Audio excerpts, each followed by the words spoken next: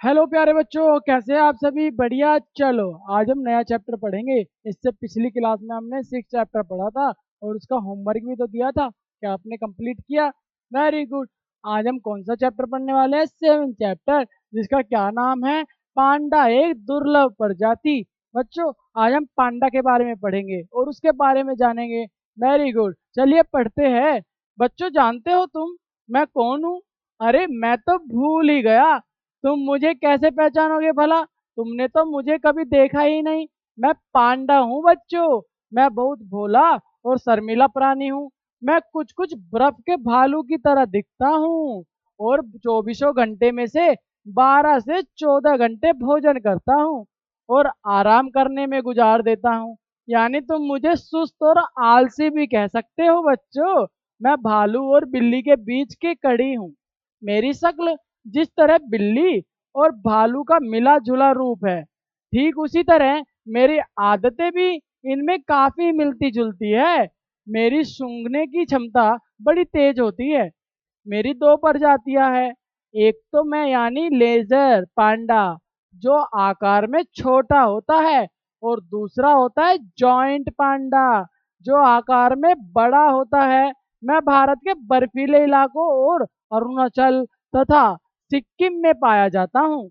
मेरा शरीर लाल और सफेद रंग का होता है, इसीलिए मुझे लाल पांडा के नाम से जाना जाता है।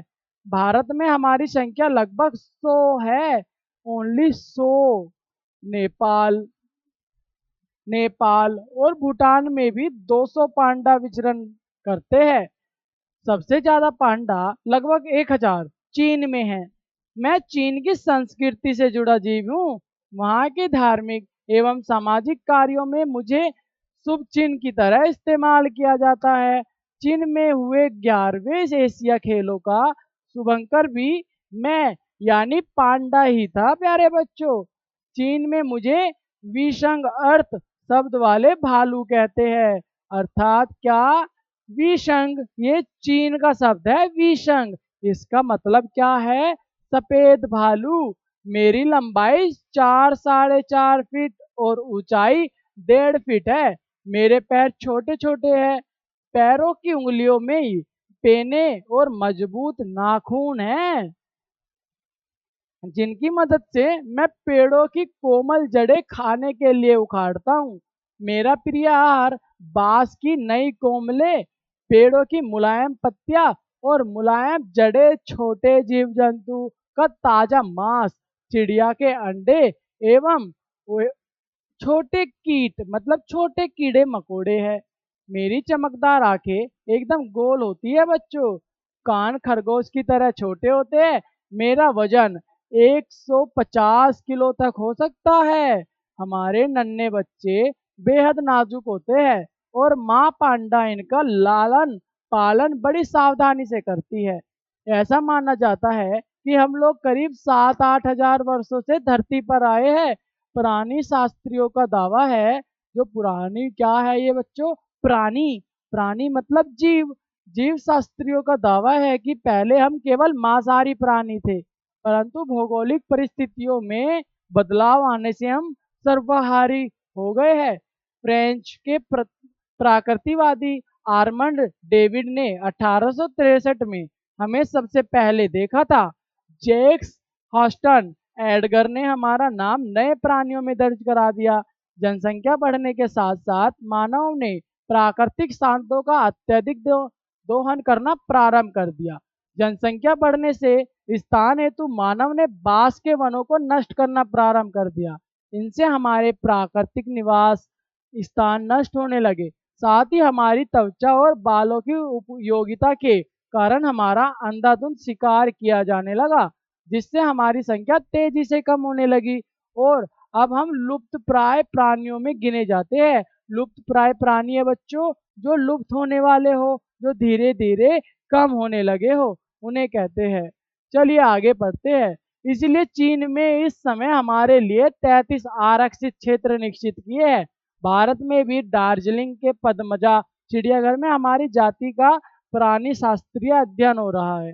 यहाँ 6 पांडा पहले ही थे। 3 और पांडा क्रमशः जर्मनी, स्पेन और हॉलैंड से लाए गए। प्राणी शास्त्री हमारे अस्तित्व को बचाने के लिए और हमारी संख्या को बढ़ाने का प्रयास कर रही है ताकि हम लुप्त होने से बच जाए। Very good. चलिए बच्चों, आपने बहुत अच्छे से समझ लिया पांडा के बारे में। अब इसका अभ्यास करते हैं। इस चैप्टर में इतने सारे नए शब्द आए हैं, इनको बोलकर पढ़ो। समझे ना? पहले बोलो, लिखो, फिर पढ़ो। शर्मिला, संस्कृति, भौगोलिक, प्राकृतिक, वंशवृद्धि, सर्वहारी, ऐसे कुछ और शब्द भी इस चैप्टर में हमने नए पढ़े हैं, उनको बोलकर पढ़ना है। इसके आगे क्या दिया है? इसके आगे कुछ शब्द दिए हैं, उनके सामने उनके अर्थ दिए हैं, उनको हमें समझना है। कोम क्या लिखा है बच्चों? कोनपले मतलब नई पत्तियां। प्राणी शास्त्री प्राणियों का अध्ययन करने वाली। प्राकृतिक मतलब प्रकृति द्वारा दिए गए। ऐसे ही बाकी के अर्थ उनके सामने लिखे हैं। आपको शब्द पढ़ने हैं और उनके अर्थ पढ़ने हैं ताकि आपको नए शब्दों का पता चल सके। आगे चलो बच्चों, यहाँ पे उदाहरण देखकर हम फिर आगे लिखना है। जैसे जो मांस खाता है उसे क्या कहते हैं? मांसाहारी। और जो घास खाता है बच्चों, घासाहारी। वेरी गुड, मतलब शाकाहारी। जो सभी प्रकार का भोजन करते हैं वो सर्वहारी, मतलब सब खाते हैं। आगे का बताओ बच्चों। जो प्राकृतिक का अध्ययन करते हैं, अभी पढ़ा ना हमने, प्राणी शास्त्री जो प्राणियों का अध्ययन करते हैं। Very good. ये तो प्राकृतिक के बारे में पूछा है और हम प्राणी के बारे में बता रहे हैं, तो ये गलत हो गया। चलो, हम प्राकृतिक का जो अध्ययन करते हैं उसका क्या कहते हैं? उसको क्या कहते हैं? जो प्राकृतिक का अध्ययन करते हैं उसे आपको जानकर इसमें लिखना है। समझ में आया ना? प्राणी शास्त्री जो प्राणी का अध्ययन करते हैं, समझे, जो जीव का अध्ययन करते हैं। लेकिन हमें प्राकृतिक के अध्ययन करने वालों को क्या कहते हैं वो लिखना है। वो आप यहाँ लिख दोगे। आगे बताओ बच्चों। आगे यहाँ पे खालिस्तान दिए हुए हैं, हमें खालिस्तान भरने हैं। जैसे पांडा की कितनी प्रजातियां होती है? दो। तो हमें यहाँ से देखकर यहाँ दो लिख देना है। 11वें एशिया खेलों का शुभंकर या भयंकर? शुभंकर। यहाँ पे शुभंकर लिखना है। ऐसे ही चैप्टर को पढ़ना है और खालिस्तानों को भरना है समझ समझ कर। Very good. आगे दिए है वचन बदलने के लिए कुछ शब्द दिए हैं और उनके हमें वचन बदलने हैं। जैसे हमने बताया ना, एक वचन, बहुवचन। बच्चों, यहाँ पौधा लिखा है, हम क्या लिखेंगे इसका वचन बदलकर? पौधे। यहाँ जड़ लिखा है, हम क्या लिखेंगे? जड़े। यहाँ पे चिड़िया लिखा है, यहाँ क्या लिखेंगे इसका वचन बदलकर? चिड़ियाए। Very good. आगे के आपको करने हैं। चलिए इसको समझिए बच्चों। ये पर्सन आपको करना है, कैसे करना है उसको मैं समझाता हूँ। पहले ये लाइन पढ़े। पांडा बहुत मासूम है, इसके पैर छोटे छोटे होते हैं। मासूम शब्द पांडा के स्वभाव को बता रहा है। मासूम स्वभाव को बता रहा है कि पांडा है कैसा। और उसके पैर, उसके छोटे पैर बताते हैं क्या? उसके पैरों के बारे में कि उसका जो शरीर की आकृति है, उसके पैरों की जो आकृति है वो कैसी है। छोटे शब्द वहां पे उसके पैरों की आकृति को दर्शा रहा है। इन शब्दों को क्या कहते हैं? विशेषण। Very good. विशेषण के साथ जो संज्ञा है उसे विषय कहते हैं। जैसे विशेषण क्या कहते हैं? मासूम और छोटे शब्द उस पांडा के बारे को दर्शा रहा है। वेरी गुड, उसे विशेषण कहते हैं। विशेषण के साथ अगर संज्ञा है उसे विशेष्य कहते हैं। यहाँ पे कुछ शब्द दिए हैं, मतलब ये विशेष्य दिए हैं। अब हमें इनका क्या करना है? इनको सही लिखना है। आप कर पाओगे? आपको समझ में आया मैंने क्या कहा? यहाँ पे कुछ शब्द दिए हैं, उनके विचित विशेषण लिखो। यहाँ पे कुछ ब्रैकेट में, कोष्टक में शब्द दिए हैं, उनका प्रयोग करके उचित विशेषण लिखो। नीचे कुछ शब्द तुम्हारी सहायता करेंगे, मतलब ये शब्द है और उचित विशेषण लिखना है। विशेषण तो आपको पता लग गया ना? मैदान। मैदान बताओ बच्चों, इसका विशेषण क्या होगा? विशेषण इसका हरा भरा होगा। जैसे विशेषण मैदान कैसा है? हरा भरा। Very good. चलो आगे के आपको ऐसे ही करने हैं। हम 7वां कर लेते हैं जब तक। आपने तो पढ़ लिया ना पाठ, अब उसके आधार पर प्रश्न भी पूछे हैं।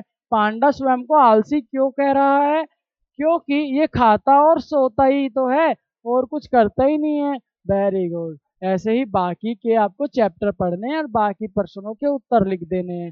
करोगे ना प्यारे बच्चों? चलो, 8वां प्रश्न क्या है? पांडा बांस की कोम्पले और पेड़ों की नरम पत्तियां खाना पसंद करता है। तुम्हें खाने में क्या क्या पसंद है प्यारे बच्चों? पांडा को तो पता लग गया ना, कोम्पले पत्तियां बांस की वो खाना पसंद करता है। आपका फेवरेट डिश क्या है? आप फेवरेट क्या पसंद करते हो, वो उसमें नाम लिखना है। 9th प्रश्न में इस पाठ में पांडा अपने बारे में बता रहा है। यदि पांडा तुमसे तुम्हारे बारे में पूछे तो तुम क्या बताओगे? अगर पांडा तुमसे पूछने लगा बच्चों अपने बारे में कुछ बताओ, तुम क्या बताओगे? वो अपने बारे में यहाँ पे लिखे हुए। अरे गुड। चलो, लिख लोगे ना अपने बारे में तो? हाँ, क्यों नहीं लिखोगे, बहुत अच्छे से लिखोगे बच्चों। पांडा के अलावा सिंह, गैंडा, हाथी, बर्फीला तेंदुआ, भारतीय अजगर आदि प्रजातियां भी लुप्त होने की कगार पर है। किसी एक के बारे में जानकारी एकत्रित करो और उसको लिख दो, है ना? Very good. बच्चों, आपने 7th चैप्टर कंप्लीट कर लिया। नेक्स्ट क्लास में 8th चैप्टर पढ़ेंगे। तब तक आप अपना होमवर्क कंप्लीट करना। मैं आपको मिलूंगा नेक्स्ट चैप्टर में। तब तक अपना होमवर्क कंप्लीट कर लो। Very good. बाय बाय बच्चों।